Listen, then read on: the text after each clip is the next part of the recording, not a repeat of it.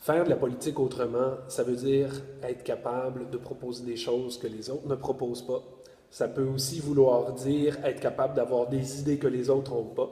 Ça peut aussi vouloir dire de la faire d'une façon que les autres n'ont jamais faite avant ou font trop peu.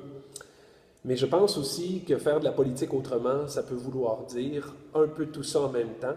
Et la nouvelle proposition que j'ai envie d'appuyer, qui a été amenée dans le cahier de proposition par Hochelaga Maisonneuve, l'association locale de Québec solidaire, Hochelaga Maisonneuve, est assez innovante, est assez audacieuse. On avait jusqu'à maintenant, moi et mon équipe, appuyé l'idée d'une convergence avec le Parti québécois, Option nationale et les forces vives de la société. Les gens, beaucoup de militants de Québec solidaire exprimaient la crainte que cet effort-là soit beaucoup contrôlé et monopolisé par le Parti québécois. Et donc, je me présente au poste de porte-parole en ayant envie de proposer des choses, mais d'être à l'écoute.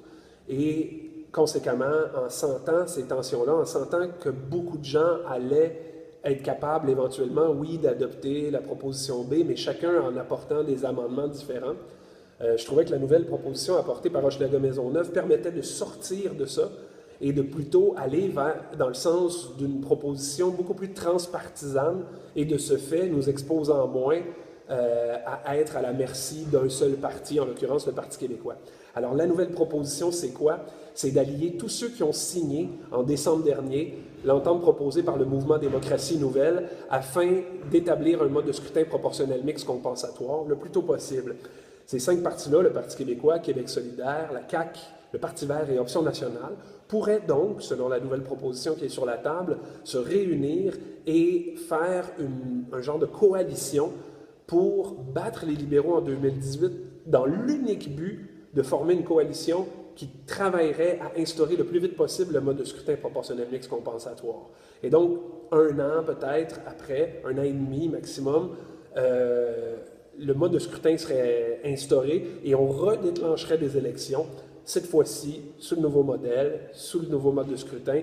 Et là, on aurait pu à se battre avec l'argument du vote stratégique, on aurait pu à devoir composer avec des distorsions qui font en sorte que d'un côté, le Parti libéral est porté au pouvoir majoritaire avec seulement le tiers des votes, et on n'aurait pas de l'autre côté, nous, à pâtir de la distorsion qui fait en sorte qu'avec 8%, on a seulement 3 députés, ce qui revient à presque 2% des sièges de l'Assemblée nationale, mais avec... donc, si on progresse à 10-15%, on pourrait se ramasser avec aussi peu que 5 sièges. Et ça, je trouve ça épouvantable pour les gens qui nous appuient, mais également pour la qualité du débat démocratique qui ne reflète pas en ce moment à l'Assemblée nationale, à tout le moins, la diversité des opinions qui ont cours dans la société civile. Alors, si on veut vraiment réaliser les pans de notre programme à Québec solidaire, on peut le faire avec des solutions audacieuses comme celle-là. Et je nous invite à y réfléchir ensemble. Et puis, je suis toujours en échange avec vous sur le web, dans les médias sociaux.